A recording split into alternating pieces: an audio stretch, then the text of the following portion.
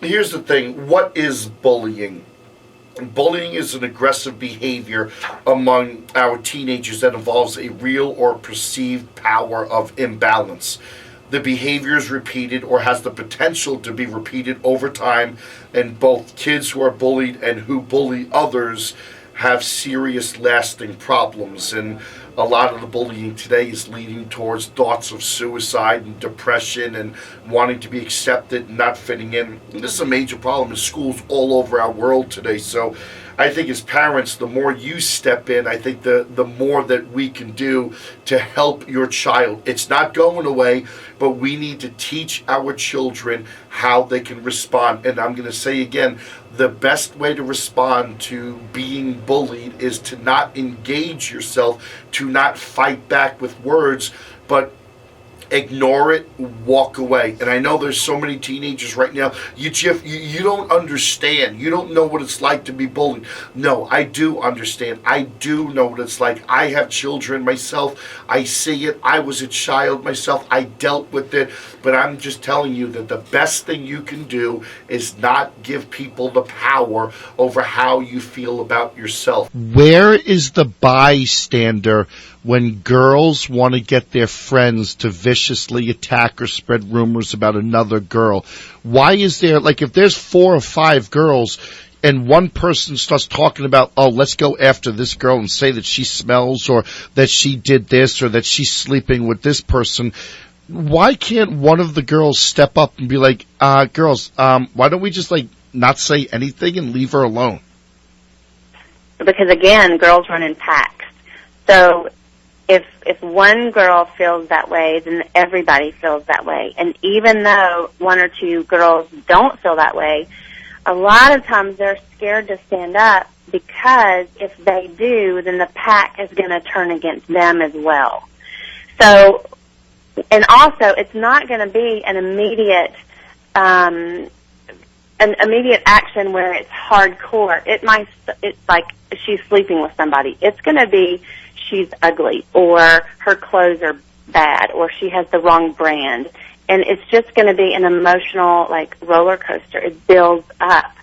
So, like, I might agree that I don't like your shoes, or that I don't like your outfit. And so I'm with the pack. But then it just gets bigger and bigger. But I'm already kind of in the midst of it, and I don't know how to get out of it when it gets ugly. And that's what's hard. And girls sometimes just don't know how to stop because we're taught to be nice. We're taught to take care of each other. We're taught to nurture, and that is part of our nature. So it kind of even goes against, even though we're taught to nurture and take care of each other, at the same time we're scared of stepping out of our pack. Because it's just a weird it's dynamic. uncomfortable to try and create your own path and do the right thing when you just want to be accepted by other people. Right, because we teach people to stand up for themselves, and at the same time, that kind of goes against the girl's nature of what we're taught as well. And so it's really, really hard, and that's why it's got to start so early, especially with girls, about being strong. At what age, Harriet? Oh, shoot, from the very beginning. What's the beginning? As you are taught at 2 years old to be tough, I am taught to be a princess. Yeah. And so it's already starting from at the time that you're little to be strong. But I'm taught to be pretty. And that's what girls bully about. Like, most of the time guys bully about performance. Girls bully about something I can't change, which is my looks. And in fact, this morning I asked my son to text a few of his friends, girlfriends, and just say, hey, what do girls bully about the most? And every single one of them came back and said, appearance. Well, I can't change my appearance. But, guys don't ever talk about, look at that dude, he is so ugly. Wow, that's interesting. At least I've never heard of it. Harriet, this is, to my friends, again, this is the Jeff Yalden Show you're listening to on WMRC 1490. I have special guests. We're talking about bullying and teenagers and what they can do and what they're being faced with today. And I have special guest Harriet Turk. That's HarrietTurk.com, one of the greatest youth mentors that I have ever come across in my 20-year career. And so, Harriet, let me ask you something. What, for the parents that are listening right now, what can you advise the parents that have a boy or girl that come home and they're just upset because they feel like they don't fit in and people are talking about them, or they deal with this on social media? What can parents do? Because I think parents are probably the greatest influence to help their kids on how they feel about themselves. Oh, sure. Well, one of the things that parents do, and we don't even realize that we're doing it, is we just say, oh, just stop. It's no big deal. Just get over it. That's what happens. And it's because we're busy, or to us it really is insignificant, but we really have to stop and ask questions. And when our child is depressed, or when our child makes a remark, stop and then turn around and say, well, what did you mean by that? Or how did that make you feel? Or did this happen to anyone else? And then if you find out that it happened to 1, 2, 3 of your child's friends, then you need to get with those parents of his friends or her friends and talk amongst yourselves and really be able to be a support system for each other, because we all have to take care of all of our kids, and open communication is number one.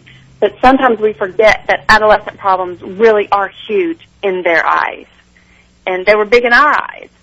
But as we grow up, we realize that, there are bigger problems. But to a teen, not being liked by his or her peers, that is their whole world.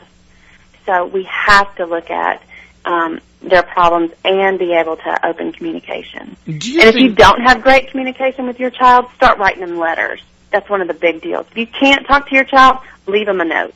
Let them know that you care that way. Right. Let it start with the letter.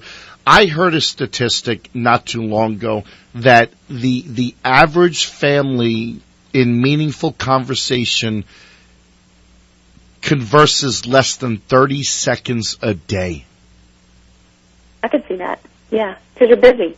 You're busy, and you're concentrating on responsibilities, and you don't take a lot of time talking about just the fun or the family unit. Harriet, our dog requires more time than 30 seconds a day. Yeah, well, I'm going to put food in front of your face, or I'm going to get you food, but that is just hurry up and eat and then go do your homework. Whereas with your dog, you're going to take a little bit of time. And it's just a weird phenomenon, and it's not one that we ever thought we would do as a parent. And it really takes a lot of work to actually reach out, because your dog wants to see you every second of every day. Your child doesn't want to see you every second of every day. So it takes a lot more work with your child than it does your dog. Give me some inspiration, Harriet. If there's a young lady that is battling with acceptance from her peers, give me some inspiration that you can say to that girl to continue the fight, to ignore them, to move on and find other friends, and that it would be okay. You give me inspiration from the female point of view, the mom. One of the things that I continually say to girls, because I am overwhelmed with private messages from girls after they hear me speak, and one of the things I just continually say to them is, hang on. Just hang on. This may not be a great time in your life, but hang on. Your time is coming. And sometimes they don't believe me, but I tell them stories about my own life. I mean, while I had a great high school career, there was a lot of stuff that wasn't so great in my life. And I got over it because I just kept believing that there has to be something better. And when I share stories that happened to me, they can't even believe it, because when they see me speak, they think I've got it all together. And that's one thing that I really try to show is, I've got a lot of stuff together, but there is a lot of stuff that's still messed up. And so I would just want to be real. And that's what students are looking for, is someone to connect with them on a mind and a heart level so that they feel like someone gets them. One of the questions that I always ask when I speak at high schools and middle schools, and I work with parents and teachers, I'll get into this whole thing about expectations and objective. And the challenge is that we go to school every day with an expectation that people are going to respect us. That is part of the problem, is you can never expect that you are, therefore people owe you. The world owes you nothing, and you're not going to show up at school and walk in the doors and everyone's like, oh wow, hey, great to see you. The expectation brings disappointment. So it's more the objective.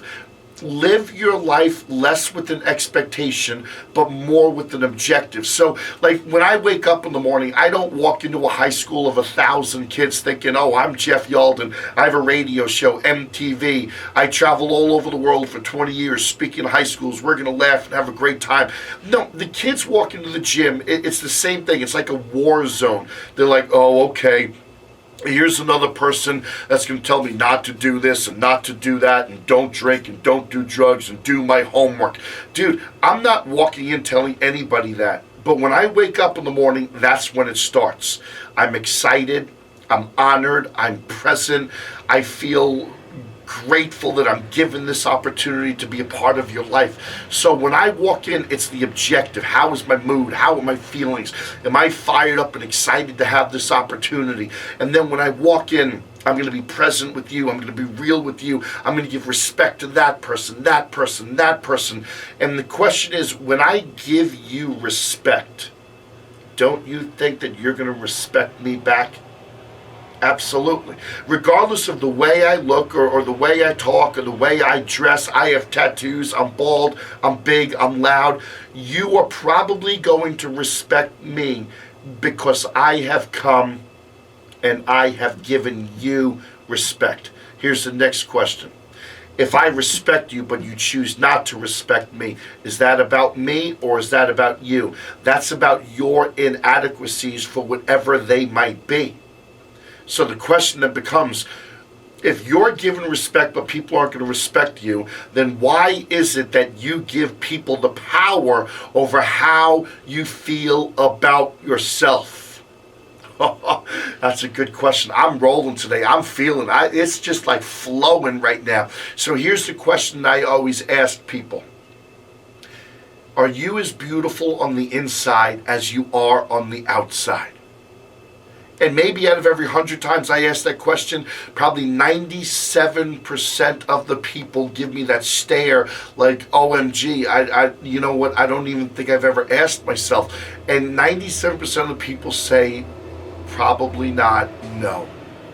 You see, part of the problem with America today and society is our music and the video games and marketing and the media. They're telling you what to wear, what you should wear, how you should dress, how you should wear your hair, so that you want to go out there and you want to look your best to build acceptance from people. But the reality is, you can look your best and try and be accepted, and your expectation is, because I look like this, you will accept me. No, it's the objective, and the objective is more important, that you build the person on the inside, that you care less about the facade, your appearance. You work more with who you are as a person, and the outside takes care of itself. My friends, you just listened to the Jeff Yalden Show on WMRC 1490 Radio. You can get more information at jeffyalden.com. Thank you for letting me be part of your life.